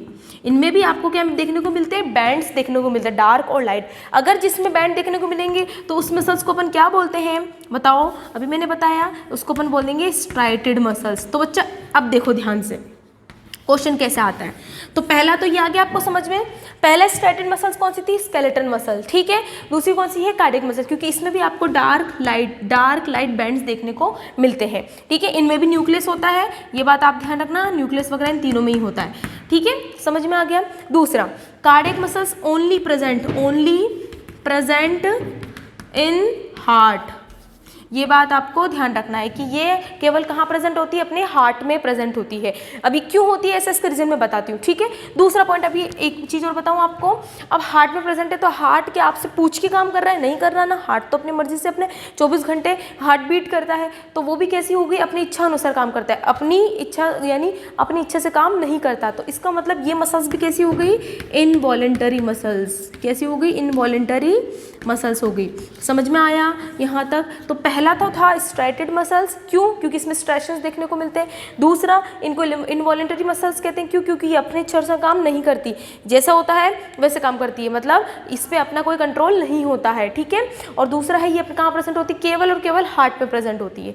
तो यहाँ तक तो समझ में आया। अच्छा, अब दूसरा सुनो, मैंने बोला कि स्पेशलाइज क्यों है, इसका रीजन मैं बताती हूँ। देखो, कार्डियक मसल जो है, मैंने बोला फ्यूज है और स्पेशलाइज है। इसका मतलब ये है बच्चा कि ये एक ऐसी मसल्स होती है, ध्यान से सुनना, ये एक ऐसी मसल्स होती है जो कॉन्ट्रैक्शन रिलैक्सेशन के साथ साथ, कॉन्ट्रैक्शन और रिलैक्सेशन के साथ साथ हार्ट में स्टिमुलाई, जो स्टिमुलेशन होता है, जो क्या बोलते हैं उसको, सिग्नल्स होते हैं, है ना, इम्पल्सिस होते हैं, उनको फैलाने का भी काम करता है। यानी इसकी जो मसल्स होती है इतनी ज़्यादा मॉडिफाइड होती है, नॉर्मल मसल्स नहीं करती है ऐसा काम, ध्यान रखना। नॉर्मल मसल्स स्टिमुलेशन को फैलाने का काम नहीं करती, लेकिन हार्ट पूरा का पूरा अपना मस्कुलर होता है।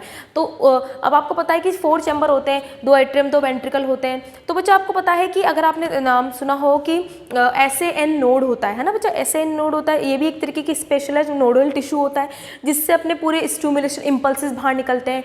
तो वो तो बच्चा एट्रियम तक गए, अब एट्रियम तक गए तो मुझे तो इम्पल्स को वेंट्रिकल तक भी पहुंचाने ताकि कॉन्ट्रैक्ट करे अपना हार्ट। तो बच्चा क्या होता है, इम्पल्सेस को ऐसे नोड क्या करता है, अपने इम्पल्सेस को हार्ट की मसल्स, जिसको अपन कार्डियक मसल्स कहते हैं, उसको दे देता है, और ये मसल्स क्या करती है फिर पूरे ऑल ओवर पूरे अपने हार्ट पे पहुंचा देती है। तो इसका मतलब बच्चा ये कॉन्ट्रैक्शन भी करवाएगा, इसके साथ साथ ये इम्पल्सेस को भी जनरेट तो नहीं, इम्पल्सेस को फैलाने का काम करेगा पूरे हार्ट में, जो बाकी मसल्स नहीं कर सकती। ध्यान रखना इस पॉइंट को, इसलिए ये स्पेशलाइज्ड मसल्स होती है। तो इसलिए ये सिर्फ और सिर्फ केवल किसमें प्रेजेंट होती है, अपने हार्ट में प्रेजेंट होती है। इसके साथ साथ मैं एक पॉइंटर बता दूं, इसकी मसल्स ऐसे नोड के साथ काम करके खुद इम्पल्स को जनरेट करने की भी क्षमता रखती है, इसलिए ये थोड़ी ज़्यादा विकसित मॉडिफाइड मसल्स होती है, जो केवल और केवल किसमें होती है, अपनी हार्ट में होती है। क्लियर हुआ? ठीक है, तो ये बच्चा था अपना ये पॉइंट। अब मैं आपको एक और चीज़ बता देती हूँ, ध्यान से सुनना, ठीक है। अब चलो अब कंपेयर करते हैं, ध्यान से सुनना क्वेश्चन के साथ है। सबसे पहला क्वेश्चन, स्केलेटन मसल्स और कार्डियक मसल्स में एक कॉमन फीचर बताइए। तो बच्चा ये आता है क्वेश्चन, दे शो स्ट्राइशन, दे शो स्ट्राइशन, यानी दोनों कैसे होती है, स्ट्राइटेड मसल्स होती है, यानी दोनों में डार्क और लाइट बैंड दिखाई देंगे, पहला क्वेश्चन। दूसरा क्वेश्चन, स्मूथ मसल और कार्डियक मसल्स में क्या बताइए, कॉमन फीचर बताइए। They both are involuntary muscles, they both are involuntary muscles. Clear हुआ? अब अगर मैं आपसे पूछूं इन तीनों में एक कॉमन फीचर बताइए, तो फर्स्ट तीनों एक तो मसल्स है और तीनों में ही आपको न्यूक्लियस देखने को मिलता है, तीनों में ही आपको न्यूक्लियस देखने को मिलता है, और तीनों में ही जो फाइबर्स होते हैं वो पैरेलली अरेंज होते हैं। तो क्लियर हुआ आपको? यहाँ से क्वेश्चन पूछा जाता है, आपको ध्यान रखना है, ठीक है। अच्छा अब सुनना बच्चा, अब मैं आपको एक मज़ेदार बात बताती हूँ। देखो यहाँ पर कार्डियक मसल्स की अगर बात करें, मैं इसको थोड़ा यहाँ से मिटा देती हूँ ना,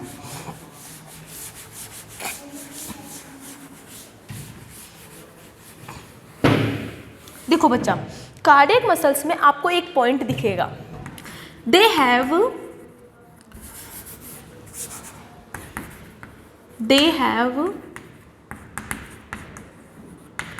इंटरकैलेटेड या इंटरकैलेटेड डिस्क, ये पॉइंट है, ठीक है ना। आप देखना इसको, ये पॉइंट आपको मिलेगा, इनमें आपको इंटरकैलेटेड डिस्क देखने को मिलेगी। देखो मैं यहाँ पर बना देती हूँ वापस, थोड़ा ज़्यादा बड़ा बना दिया,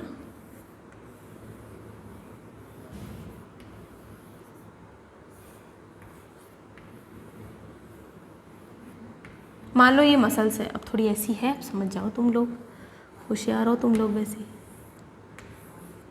ठीक है। तो ये ऐसा है कुछ, है ना, और ये इसमें बैंड्स, डार्क लाइट डार्क, ये इसमें बैंड्स है, ठीक है ना, ये कुछ ऐसा है।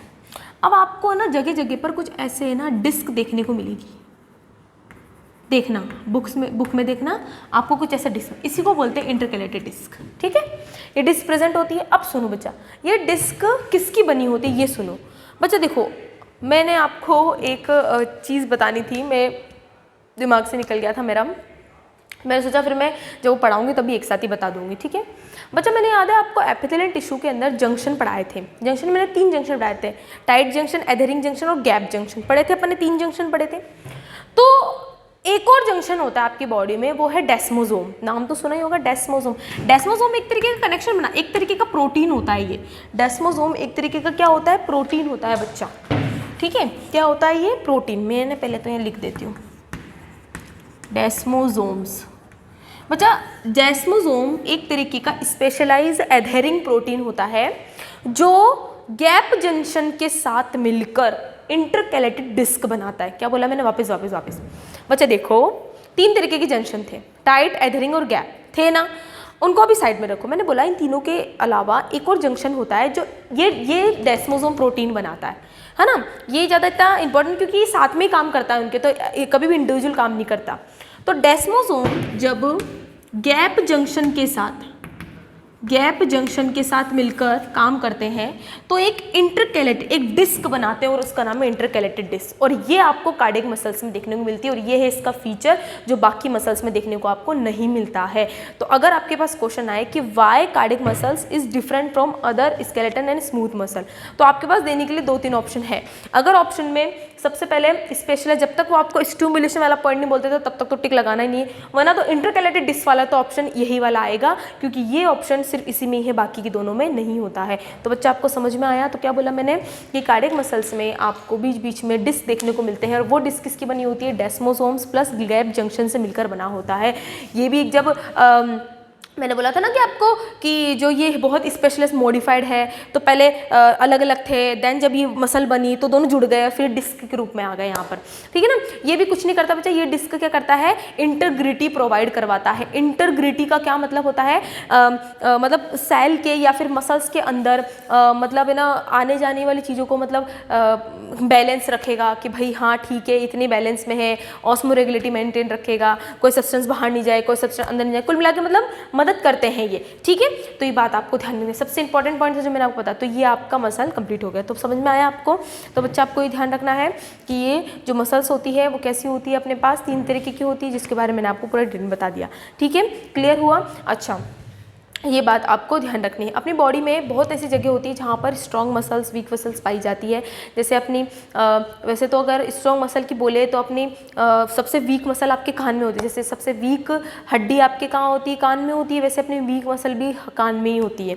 और सबसे जो स्ट्रॉन्गेस्ट मसल्स होती है वो आपकी बच्चा कौन होती है? आपके एक तो वर्टिबल कॉलम के इधर, और है ना आपके हिप की बोन और थाई के उधर होती है, ठीक है। आपके है नहीं ना, मैं आपको सिर्फ बता रही हूँ। और दूसरा एक स्ट्रॉन्गेस्ट मस्कुलर स्ट्रक्चर की बात करें तो वो आपकी कौन होती है?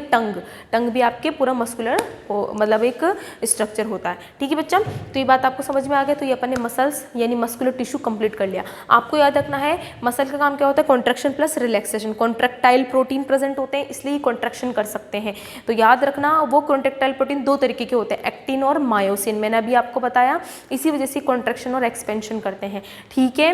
किसी में ये प्रोटीन स्ट्राइशन दिखाते हैं तो उन दोनों को स्ट्राइटेड मसल बोलते हैं, किसी में नहीं दिखाते, इनको स्मूथ मसल्स बोलते हैं। लेकिन कॉन्ट्रैक्टाइल प्रोटीन होंगे तीनों में ही, क्योंकि मसल का काम ही कॉन्ट्रैक्शन का काम होता है। क्लियर हुआ? ठीक है, ये बात आपको ध्यान रखनी है, चलो, है ना। अच्छा, ये बात आपको ध्यान। अच्छा, एक और चीज़ लास्ट बता देती हूँ। ऑर्गन्स में हमेशा ध्यान रखना, मस्कुलर लेयर हमेशा किसी भी लेयर के बीच में प्रेजेंट होगी। कभी भी आप नोटिस करके देख लेना। आप एनाटॉमी पढ़ोगे, जब ह्यूमन डाइजेशन कुछ भी पढ़ोगे ह्यूमन की फिजियोलॉजी में, तो आप देखना बच्चा, मसल की जो लेयर होगी वो हमेशा 2 लेयर्स के बीच में प्रेजेंट होगी, कभी भी अंदर या बाहर नहीं होती टोटली। ये आप देखना, एक बार नोट करके देखना, ठीक है। यूट्रस देख लो, एलिमेंट्री कैनाल देख लो, यूरिनरी ब्लैडर देखो, जो आपको इच्छा हो देख लो। तो आपको हमेशा मसल्स की जो लेयर मिलेगी हमेशा बीच में मिलेगी और सबसे मोटी होती है। अगर वो चीज़ कॉन्ट्रैक्शन का काम करेगी वो सबसे मोटी लेयर भी होगी। क्लियर? ठीक है। अच्छा, अब एक लास्ट चीज़ और, बस एक चीज़ और बता दो, बस एक लास्ट चीज़ और। मसल्स जो होती है वो बहुत ज़्यादा रेडिश होती है ना, इनके बहुत ज़्यादा रेड होती है, लाल कलर की होती है, क्योंकि मसल्स के पास एक रेस्पिरेटरी पिगमेंट होता है, एक रेस्पिरेटरी पिगमेंट। अब आप बोल रहे हो कि मैम रेस्पिरेटरी पिगमेंट तो हमने पढ़ा था हीमोग्लोबिन होता है। हाँ बच्चा, बिल्कुल सही बात है, हीमोग्लोबिन भी होता है, लेकिन बच्चा आपकी बॉडी में एक और अदर रेस्पिरेटरी पिगमेंट होता है जो आपके केवल और केवल मसल्स में प्रेजेंट होता है, और उस रेस्पिरेटरी पिगमेंट का नाम है बच्चा मायोग्लोबिन। नाम तो सुना ही होगा आपने, मायोग्लोबिन, ठीक है। तो ये मायोग्लोबिन जो होता है बच्चा, केवल और केवल कहाँ प्रेजेंट होता है? आपकी मसल्स में प्रेजेंट होता है। बच्चा देखो, मायो शब्द कहीं पर भी आए तो मायो का मतलब होता है मसल और ग्लोबिन का मतलब होता है प्रोटीन। तो ध्यान रखना है कि मायोग्लोबिन एक रेस्पिरेटरी पिगमेंट या रेस्पिरेटरी प्रोटीन होता है जो मसल्स में प्रेजेंट होता है। बच्चा, मसल्स जो होती है वो बहुत रैपिडली कॉन्ट्रैक्शन करती है, और रैपिडली कॉन्ट्रैक्शन के लिए उसको बहुत हाई अमाउंट में एनर्जी बनानी होती है। तो बच्चा हीमोग्लोबिन तो देगा उसको, लेकिन हीमोग्लोबिन इतनी एनर्जी नहीं दे पाता जितना, है ना, मायोग्लोबिन इसको ऑक्सीजन ला के दे पाता है। तो मायोग्लोबिन जो होता है वो हाई एफिनिटी शो करता है हीमोग्लोबिन के मुकाबले ऑक्सीजन के साथ बाइंड करने की।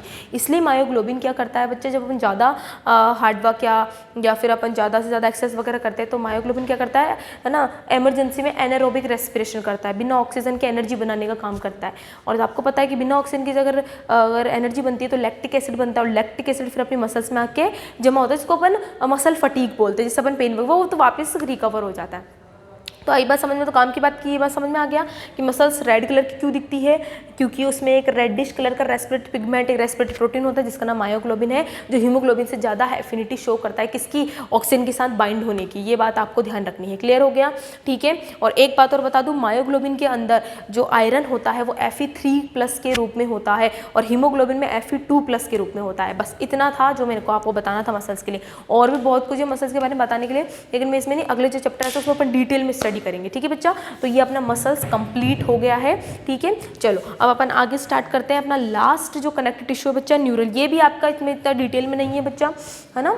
चलो तो अपन आगे स्टार्ट करते हैं, है ना, न्यूरल टिश्यू। अब अच्छा न्यूरल टिश्यू आपको पता है कि नर्वस सिस्टम की वजह से ही आप अपनी बॉडी के अंदर सेंस कर पाते हो। सेंस का मतलब जानते हो ना, मतलब आसपास की चीज़ों से, इन्वायरमेंट से सेंस होना, है ना। आप महसूस कर पाते हो किसी चीज़ को, तो आप इन्वायरमेंट में अवेयर हो हर चीज़ के लिए कि यहाँ पर ये चीज़ हो रही है। आप समझ सकते हो उस चीज़ को कि नहीं ये चीज़ है, आप में फीलिंग्स है, सैडनेस है, मतलब बहुत सारी चीज़ें हैं जो एक ऐसा और मतलब ऐसा टिश्यू करता है जो बाकी के टिश्यूज़ नहीं कर सकते, तो उसको अपन बोलते हैं बच्चा नर्वस टिश्यू। नर्वस टिश्यू क्या होता है बच्चा, आपकी बॉडी का एक ऐसा टिश्यू होता है जो आपको बाहर के इन्वायरमेंट से रिस्पॉन्स कराने के लिए रिस्पॉन्सिबल होता है, ठीक है। अब आपको पता है रिस्पॉन्स मतलब कैसे, मतलब आप समझो, मतलब जैसे कि आप पढ़ रहे हो, आप आगे पीछे नहीं देख रहे हो, लेकिन आपकी चारों तरफ अगर कोई मक्खी भी घूम रही है तो आपको सेंस हो जाएगा, भले वो आपको छू नहीं रही, लेकिन आपको सेंस हो जाएगा कि मेरे आसपास कोई ना कोई चीज़ है। अरे बच्चा रात में अपन पढ़ते हैं, अपन को दरवाज़ा भी खुलता है तो अपन को ऐसे लगता है, ऐसे महसूस होने लगता है कोई ना कोई है या कोई ना कोई नहीं। अपन को महसूस होने, मतलब महसूस होने की क्षमता, मैंने इन्वायरमेंट से अवेयर कराने, रिस्पॉन्स कराने की क्षमता वो कौन करवाता है बच्चा, नर्वस टिश्यू करवाता है, ठीक है। तो फोर्थ जो है अपना बच्चा कौन सा है, नर्वस टिश्यू या न्यूरल टिश्यू, जो भी आप बोलना चाहो, ठीक है। न्यूरल जो टिश्यू होता है बच्चा, वो अपनी बॉडी में बहुत अच्छे से डेवलप होता है, कोई दिक्कत मतलब बहुत अच्छा डेवलप होता है, मतलब CNS PNS वगैरह सब बहुत सारे सिस्टम में बटा हुआ रहता है, ठीक है। ये अपन अगला चैप्टर है अपना। अब देखो बच्चा जो न्यूरल टिश्यू होता है बच्चा, अब टिश्यू है, अब टिश्यू है तो इसका मतलब इसके अंदर सेल्स भी होंगी इसमें, है ना। तो बच्चा इसमें दो तरीके की सेल्स होती है, एक तो होती है न्यूरॉन, नाम तो सुना ही होगा आपने, न्यूरॉन का आपका बहुत अच्छा साथी है बचपन का, ठीक है। और दूसरा अपना होता है ना, पहले मैं लिख देती हूँ, ग्लियाल सेल या फिर न्यूरोग्लियाल सेल, न्यूरोग्लियल, दोनों में से आप जो बोलना चाहो बोल लो, ठीक है। इसको ग्लियाल सेल भी बोलते हैं, न्यूरोग्लियल भी बोलते हैं, ठीक है। तो बच्चा मैंने क्या बोलता है, जो न्यूरल टिश्यू होता है वो दो तरीके की सेल से मिलकर बनता है, एक तो न्यूरॉन और एक ग्लियाल सेल। अब आपको इतना तो पता है कि आपकी बॉडी की सबसे लॉन्गेस्ट सेल होती है न्यूरॉन, है ना, सबसे लॉन्ग, बच्चा लार्ज नहीं बोली, लॉन्गेस्ट सेल बोल रही हूँ, ठीक है। अपनी बॉडी की ह्यूमन लार्जेस्ट लॉन्गेस्ट सेल होती है न्यूरॉन होती है, ठीक है। अच्छा मैं आपको ऐसे जनरली बता देती हूँ, सबसे लार्जेस्ट सेल कौन सी हो, देखो लॉन्गेस्ट सेल कौन सी हुई, न्यूरॉन। लार्जेस्ट सेल कौन सी हुई ह्यूमन बॉडी की, ओवम, ओवा, ठीक है। स्मॉलेस्ट सेल कौन सी हुई अपनी बॉडी की, बताओ बताओ, स्पर्म, ठीक है। वर्ल्ड लार्जेस्ट सेल कौन सी हुई, ऑस्ट्रिच एग। और वर्ल्ड स्मॉलेस्ट सेल माइकोप्लाज्मा, ठीक है बच्चा। ये 5 तो आप ध्यान रखो जो आपकी बुक में दे रखा है। चलो नेक्स्ट, न्यूरॉन जो होती है वो सबसे लॉन्गेस्ट सेल होती है, बात आपको ध्यान रखनी है। फिलामेंटस स्ट्रक्चर होती है, ब्रांच होती है, ठीक है। इसके 3 पार्ट आपको देखने मिलते हैं, ऊपर ज़्यादा मैं लिखूंगी नहीं, है ना। Head part cyton, middle part axon और टेल पार्ट जो होता है उसको एक्सोन टर्मिनल बोलते हैं। न्यूरॉन एक ऐसा स्ट्रक्चर होता है जो सिग्नल्स को रिसीव करके आगे की तरफ ट्रांसपोर्ट करवाता है, ठीक है। न्यूरॉन्स आपके अलग अलग तरीके के, दो टाइप्स के होते हैं, एक तो CNS तक लेके जाने वाली अफरेंट न्यूरॉन और लेकर आने वाली इफरेंट, यानी सेंसरी न्यूरॉन और मोटर न्यूरॉन, ठीक है बच्चा। चलिए दूसरी बात आपको बता दो, न्यूरोग्लियल सेल्स, यानी कुल मिला के जो सेंस करवाएगा और इन्फॉर्मेशन को जो पहुंचाने का काम करेगा वो कुल मिला के न्यूरॉन करती है, ये बात आपको ध्यान रखना है। तो बच्चा फिर मैम आप बोलोगे मैम सारा काम तो ये करे तो फिर ये क्या करती है, बच्चा ये जो ग्लियल सेल होती है आपको ये बात ध्यान रखनी है कि ये एक सपोर्टिंग सेल्स होती है, किसकी सपोर्टिंग सेल होती है, किसकी, न्यूरॉन की। सपोर्ट करेगी, इसको न्यूट्रिशन प्रोवाइड करेगी, इसको ड्राई नहीं होने देगी, इसको हर चीज़ से बचाएगी, मतलब कुल मिला के इसको पूरी तरह से प्रोटेक्ट करने का काम करती है, कौन, ग्लियल सेल, इसको न्यूरॉन को, ठीक है। अब जैसे मानो देखो मैंने अभी बोला कि जैसे ना, मतलब ये एग्जांपल के लिए ये एक न्यूरॉन है, फिर एक न्यूरॉन दूसरे न्यूरॉन से ऐसे कनेक्टेड बन के ऐसे जुड़े रहते हैं ना एक दूसरे से, और ऐसे हज़ारों करोड़ों लाखों सेल्स न्यूरॉन एक दूसरे। अब अगर कोई चीज़ लंबी होती है और अगर उसे जोड़ोगे तो वो ऐसे ढीली हो जाएगी, वो गिरने की चांसेस नहीं रहती। तो ग्लियल सेल इसके आसपास होती है, मान लो ये ऐसे 2 न्यूरॉन है और इसके आसपास एक 2 ग्लियल सेल है। ये ग्लियल सेल क्या करेगी, इसको क्या करेगी, सपोर्ट करने का काम करेगी ताकि ये अपना कंडक्शन अच्छे से कर सके, ठीक है बच्चा।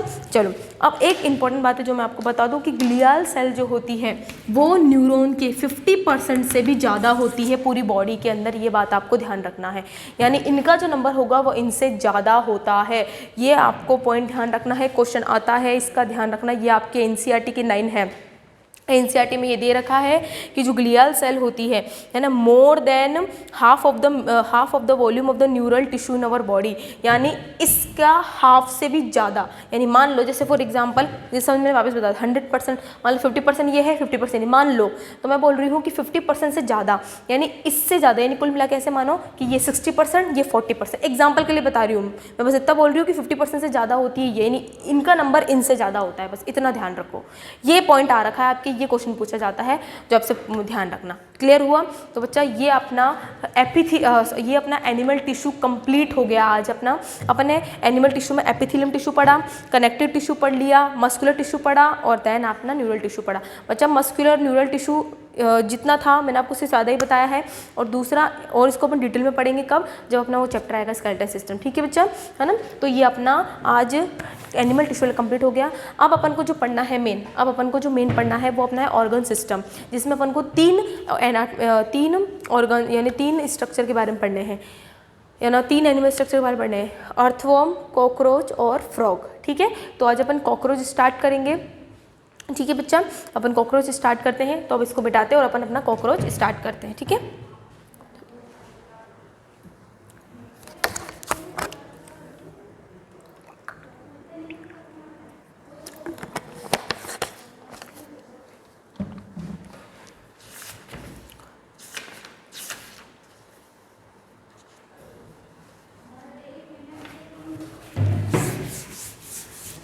बच्चा मैं और ये जो एक पैराग्राफ दे रखा है ऑर्गन एंड ऑर्गन सिस्टम, वो मैं आपको पहले बता चुकी हूँ कि भाई कैसे मल्टीसेलुलर ऑर्गन सिस्टम वगैरह बनाते हैं, लेबर ऑफ डिवीजन होता है वगैरह वगैरह, वो वही था जो मैंने आपको पहले बता चुकी, तो उसमें ज़्यादा टाइम वेस्ट नहीं करेंगे। अब अपना आगे वाला मेन टॉपिक स्टार्ट करते हैं। तो जो फर्स्ट है अपने पास कौन सा है अपना, पहले अपन आज कॉकरोच पढ़ेंगे। कॉकरोच थोड़ा सा इजी है, इजी तो क्या है मतलब ठीक ठाक है। ठीक है, तो अपन ऑर्गन एंड ऑर्गन सिस्टम में बच्चा सबसे पहले क्या पढ़ेंगे? ठीक है, सबसे पहले अपन पढ़ेंगे कॉकरोच। ठीक है, क्या पढ़ेंगे अपन सबसे पहले? कॉकरोच। ठीक है बच्चा, क्लियर हुआ? तो सबसे पहले अपन क्या पढ़ेंगे? कॉकरोच पढ़ेंगे। ठीक है, अच्छा अब कॉकरोच क्या होते हैं, कैसे होते हैं? कॉकरोच क्या होते हैं कि बच्चा जो कॉकरोच होते हैं वो कैसे कलर के होते हैं, मतलब ब्लैक है ना, और डार्क ब्राउन, और इंक्लूडिंग मतलब जो मैं पहले आपको एक चीज़ बता देती हूँ कि ये ऑर्थ्रोपोडा में आते हैं। तो पता है आपको सभी को, इंसेक्टा ऑर्थ्रोपोडा में आते हैं ये। ठीक है, तो पता ही होगा आपको अच्छे से। ठीक है, किस फाइलम में आते हैं बच्चा? ऑर्थ्रोपोडा में। फाइलम आपको पता होना चाहिए बच्चा। ठीक है, दूसरा इसकी जो क्लास होती है वो कौन सी होती है? इंसेक्टा। इंसेक्टा यानी कीड़े होते हैं ये। ठीक है, दूसरा आपको क्या ध्यान रखना है कि ये जो होते हैं अलग अलग कलर के होते हैं, डार्क ब्राउन, ब्लैक किश कलर के भी होते हैं। अपने तो यहाँ पर डार्क ब्राउन कलर के, तो और अलग अलग ट्रॉपिकल रीजन में आपको ग्रीन कलर के, ब्राउन कलर के, डार्क कलर के, रेडिश कलर के देखने को मिलेंगे। ठीक है, कॉकरोच जो होते हैं बच्चा, आपको ये ध्यान रखना है कि ये जो कॉकरोच होते हैं, अब इसके बाद पूरा डिटेल में स्टडी करेंगे। ठीक है, अच्छा मैं एक चीज़ और बता दूं, है ना, देखो बच्चा, अगर आपको वैसे तो पता होगा फिर भी बता देती हूँ, है ना, कहीं पर भी 2 नाम सुन लो, एक तो मॉर्फोलॉजी और एक एनाटमी। मॉर्फोलॉजी का मतलब होता है किसी भी स्ट्रक्चर को बाहर से स्टडी करना, एनाटमी का मतलब होता है किसी भी ऑर्गन को या किसी भी बॉडी को आप इंटरनली स्टडी करते हो। ठीक है, तो मॉर्फोलॉजी में अपन ये देखेंगे कैसा दिखता है, इसके बाहर क्या क्या प्रेजेंट होता है वगैरह वगैरह। एनाटमी में अपन देखेंगे इसका ऑर्गन सिस्टम कौन कौन से होते हैं, जो 5 होते हैं वो 5 को अपन देखेंगे। ठीक है, अच्छा देखो जो कॉकरोच होते हैं, है ना, ये इनकी जो इंच होती है, इनकी जो साइज़ होता है वो आपके इंसेट में लिख रखा है 1/4 इंच से लेकर 3 इंच तक हो सकते हैं। इनकी जो रेंज हो सकती है 1/4 से 3 इंच तक हो सकती है। लिख देती हूँ मैं ना बच्चा, पूछ लेते हैं, 1/4 इंच से 3 इंच तक हो सकते हैं ये। ठीक है ना। दूसरा ये कैसे होते हैं? डायोशियस होते हैं। डायोशियस मतलब आपको पता है ये यूनिसेक्शुअल होते हैं। ठीक है, ये बात आपको ध्यान रखना है ना। दूसरा अब ये कैसे होते हैं? नॉक्टर्नल ओमनिवरस होते हैं। नॉक्टर्नल ओमनिवरस होते हैं। अब बच्चा what is the meaning of nocturnal omnivorous? बच्चा इसका मतलब होता है, ओमनिवेरस तो पता है ना सभी को कि सब कुछ खा सकते हैं, मीट सब्जी वगैरह सब कुछ, और नॉक्टर्नल मतलब होता है रात में ही खाने के लिए निकलते हैं ये। दिन में इनको कुछ पता नहीं चलता, रात के समय ही निकलते हैं ये खाने के लिए, इसलिए इसको नॉक्टर्नल बोलते हैं। ठीक है, जो ऑर्गन रात के समय खाने को ढूंढने निकलता है उसको नॉक्टर्नल बोलते हैं, और ऑमनिवोरस सबको पता है ये सब कुछ खा सकते हैं। अब आपने देखा होगा बहुत परेशान करते हैं, अपने घरों में होते हैं हर जगह, मतलब ये सब जगह देखने को मिलेंगे आपको, ये ना यूनिवर्सल होते हैं, हर जगह देखने को मिलते हैं, बहुत ही डैम प्लेसेस में रहते हैं। कहाँ रहते हैं ये? बहुत ही डैम प्लेसेस में रहते हैं, ये डैम प्लेसेस में रहते हैं, है ना, अंधेरी इलाके में रहते हैं ये, जहाँ कीचड़ होता है, गंदे नाली के, मतलब बहुत ही ज़्यादा अजीब से होते हैं ये। हाँ, मैं वो ऐसा बोलना नहीं चाहिए, ये भी बेचारे एक ऑर्गन ही है, ऑर्गेनिज्म ही है, ऐसा नहीं बोलना चाहिए, भले ही इंसान है लेकिन है तो जीव ना, तुम ऐसे नहीं कर सकते, ठीक है ना, ऐसे नहीं करना चाहिए, ठीक है। खैर, तो ये बात आपको समझ में आई, ये तो था इसका बेसिक फीचर कि भाई कहाँ है, कैसे होता है, ठीक है। अब दूसरा, अगर जब बच्चा इसकी बात करते हैं अपन, सबसे पहले अपन बात करेंगे इसकी मॉर्फोलॉजी की। किसकी बात करेंगे अपन? मॉर्फोलॉजी की। अब बच्चा मैंने आपको पहले ही बोला है कि जो इसकी मॉर्फोलॉजी का क्या मतलब होता है कि आप इसको सिर्फ बाहर से देख के बताओ कैसे है कैसे नहीं है, ठीक है। तो ये कैसे होते हैं? डार्क रेडिश कलर के होते हैं, मैं लिख देती हूँ कैसे होते हैं, डार्क, है ना, रेडिश कलर के होते हैं, ठीक है, ये बात आपको ध्यान रखनी है, ठीक है। इनके जो बॉडी होती है ये कैसे होते हैं? सेगमेंटेड। याद है अपन ने पढ़ा था एनिमल किंगडम में 3 फाइलम होते हैं जिनमें सेगमेंटेड होता है, एक तो एनिलिडा, ऑर्थ्रोपोडा और कॉर्डेटा। तो ये कैसे होते हैं? सेगमेंटेड होते हैं बच्चा, कैसे होते हैं? सेगमेंटेड, ठीक है, यानी इनमें आपको सेगमेंट्स देखने को मिलेंगे। तो इनकी बॉडी 3 पार्ट में डिवाइडेड होती है बच्चा, एक तो हेड पार्ट में डिवाइडेड होती है, ठीक है, दूसरा पार्ट होता है अपना थोरैक्स में डिवाइडेड होती है, ठीक है, और किस में डिवाइडेड होती है? एब्डोमेन में, ठीक है, एब्डोमेन में होती है, ठीक है बच्चा। भले ही मैंने यहाँ पर नेक नहीं लिखा है, लेकिन मैं आपको एक चीज़ बता दूँ, कॉकरोच में नेक प्रेजेंट होती है। आप सिर्फ ये इसलिए लिख रहे हो क्योंकि नेक बहुत छोटी सी होती है, बहुत ही छोटी होती है, इसलिए इसको लिखते नहीं है, ज़्यादा डेवलप नहीं होती नेक, इसलिए लिखते नहीं है। बस अगर जब अपन इसको देखते हैं ना कॉकरोच को, तो कैसे दिखाई देते हैं? आपको 3 ही पार्ट दिखाई देंगे दूर से, हेड, थोरैक्स और एब्डोमेन। डायग्राम बनाऊंगी, छोटा सा डायग्राम यहाँ बना दूंगी ताकि फिर उसी से अपन डिस्क्राइब करेंगे पूरा का पूरा, ठीक है। हेड, थोरैक्स और एब्डोमेन, ठीक है, 3 पार्ट में डिवाइडेड होता है, सेगमेंटेड, 3 सेगमेंट बटा हुआ रहता है, हेड, थोरैक्स एंड एब्डोमेन में होता है। इसके साथ साथ क्या होता है बच्चा कि इनके अंदर क्या पाए जाते हैं? विंग्स पाए जाते हैं, ठीक है, 2 पेयर्स ऑफ विंग्स होते हैं और 3 पेयर्स इनके अंदर लेग्स, जॉइंटेड अपेंडेज, इनके अंदर क्या पाए जाते हैं बच्चा? Jointed appendages. अब आपको पता है कि ये किस में आ रहे हैं? ऑर्थ्रोपोडा में। तो ऑर्थ्रोपोडा का एक कैरेक्टरिस्टिक फीचर क्या होता है? Jointed appendages. मैंने जॉइंटेड अपेंडेजेस का मतलब आपको बताया था, क्या होता है जॉइंटेड अपेंडेजेस का मतलब, क्लियर करी थी मैंने आपको। जॉइंटेड अपेंडेजेस का मतलब कि इनकी जो लेग्स होंगे उनमें जॉइंट्स अपेंडेजेस पाए जाएंगे, ठीक है। दूसरा, इनकी जो बॉडी होती है वो बाहर से, हाँ मैं एक चीज़ बताना आपको रह गया था, मैं यहाँ बता देती हूँ, मैंने सोचा मैं बाद में आपको डिटेल बता दूंगी। देखो बच्चा, ऑर्थ्रोपोडा जो होते हैं, ऑर्थ्रोपोडा के जो एनिमल्स होते हैं, जिसमें आपको कॉकरोच, कोई सा भी एनिमल ले लो बच्चा, है ना, उनकी जो बॉडी होती है, उनका जो एक्सोस्केलेटन होता है वो काइटेनियस का बना होता है, काइटिन का बना होता है। देखो मैं आपको बता दूँ, इनका जो एक्सोस्केलेटन होता है वो किसका बना होता, कैसा होता है? काइटेनियस होता है, ठीक है। इनका एक्सोस्केलेटन किसका बना होता है? काइटेनियस होता है, ठीक है बच्चा। अच्छा, मैं आपको एक जनरल बात बताती हूँ, ठीक है। देखो, काइटिन शब्द सुना है आपने? सुन रखा है, कोई दिक्कत नहीं है। काइटिन शब्द कहाँ सुना है अपन ने? फंजाई की सेल वॉल देखा है आपने? फंजाई की सेल वॉल किसकी बनी होती है? काइटिन की बनी होती है। अब काइटिन क्या होता है बच्चा? काइटिन एक तरीके का पॉलीसेकेराइड होता है, जैसे सेलुलोज भी पॉलीसेकेराइड होता है, ग्लाइकोजन भी पॉलीसेकेराइड होता है, स्टार्च भी पॉलीसेकेराइड होता है, वैसे काइटिन भी पॉलीसेकेराइड होता है, एक तरीके की कॉम्प्लेक्स कार्बोहाइड्रेट होती है ये। तो फंजाई में भी काइटिन और ऑर्थ्रोपोडा में भी काइटिन। अरे ये क्या दिक्कत हो गई? देखो मैं आपको एक चीज़ बताती हूँ, फंजाई में जो काइटिन होती है वो बहुत ही फ्लेक्सिबल होती है, जो सिर्फ और सिर्फ पॉलीसेकेराइड की बनी होती है। लेकिन जब ये ऑर्थ्रोपोडा के अंदर आती है तो सेम मटेरियल होगा, बस उसके साथ कैल्शियम और जुड़ा रहेगा, इसलिए ये हार्ड हो जाती है और ये एक स्केलेटन बना देती है। मैंने क्या बोला? फंजाई में काइटिन सिर्फ कोमल पॉलीसेकेराइड की होती है जो एक फ्लेक्सिबल लेयर बनाती है, जो उनकी सेल वॉल होती है। लेकिन ऑर्थ्रोपोडा में ये बहुत ही टफ होती है। टफ क्यों होगी? क्योंकि वही पॉलीसेकेराइड बस कैल्शियम के साथ जुड़ा रहता है। इसका मतलब इनकी काइटिन के साथ कैल्शियम मॉलिक्यूल जुड़े रहते हैं, इसलिए ये काइटेनियस होते हैं और ये हार्ड होते हैं। समझ में आया आपको? क्लियर हो गया? तो बच्चा ये आपको ध्यान रखना है कि ऑर्थ्रोपोडा का एक्सोस्केलेटन किसका बना होता है? काइटेनियस होता है। क्लियर? दूसरा पॉइंट क्या ध्यान रखना है आपको कि ये जो होते हैं, इनकी जो बॉडी होती है ना, इनकी जो बॉडी होती है ना, इनके अंदर जो एक्सोस्केलेटन यानी जो ये एक्सोस्केलेटन काइटिन पाए जाते हैं, तो इस एक्सोस्केलेटन काइटेनियस की जो प्लेट्स, यानी ये मैं बोलूँ जैसे, एक मिनट रुकना ना, इनके अंदर काइटेनियस प्लेट्स होती है और उसको अपन बोलते हैं स्क्लेराइड्स, ठीक है। ये स्क्लेराइड्स इनकी बॉडी में 3 जगह पर डिवाइडेड होता है, ठीक है। ये स्क्लेराइड इनकी बॉडी में 3 जगह, देखो कैसे, देखो मैं आपको बताती हूँ। ये है कॉकरोच, है ना, और ये इसके लेग है, मान लो, समझ तुम होशियार हो वैसे ही। ये है कॉकरोच, ठीक है। तो कॉकरोच का ये साइड मैंने आपको बताया था, ये साइड है डॉर्सल, ये साइड है वेंट्रल, और ये वाला साइड है लेटरल। देखो ये साइड है डॉर्सल, ये साइड है वेंट्रल, ये दोनों साइड है लेटरल। तो अब देखो, तो 3 साइड हो गई। तो पहले तो मैं बोलूँगी डॉर्सल, ठीक है, दूसरा बोलूँगी मैं वेंट्रल, और तीसरा अपन बोलेंगे, क्या बोलेंगे, तीसरा लेटरल। अभी मैं डायग्राम बना देती हूँ, पहले मैं लिख दूँ फिर बना देती हूँ, ठीक है। अब दूसरा देखो, स्क्लेराइड यानी काइटिनस प्लेट, अगर जिसको अपन स्क्लेराइड, ये अगर स्क्लेराइड किस जगह है, अगर डॉर्सल साइड है, ठीक है, तो उसको अपन बोलते हैं टर्गाइड्स। मैं भी बताती हूँ, जिसको अपन टर्गम भी बोलते हैं, ठीक है। दूसरा, अगर ये स्क्लेराइड किस साइड है, वेंट्रल साइड है, तो इसको अपन बोलते हैं स्टर्नाइड्स, ठीक है। और ये स्क्लेराइड अगर लेटरल है तो इसको अपन बोलते हैं बच्चा प्लूराइड्स, जो बच्चा आपके एनसीईआरटी में नहीं दे रखा है, बट आपको ध्यान रखना है, क्वेश्चन पूछ लेते हैं, ठीक है। तो क्या आया समझ में? चलो मैं एक काम करती हूँ, डायग्राम बनाती हूँ मैं यहाँ पर, तो आपको क्लियर होगा। थोड़ा सा डायग्राम बना देती हूँ यहाँ पर, देखो। अब मैं पूरा डायग्राम नहीं बना रही, आप समझ जाओ।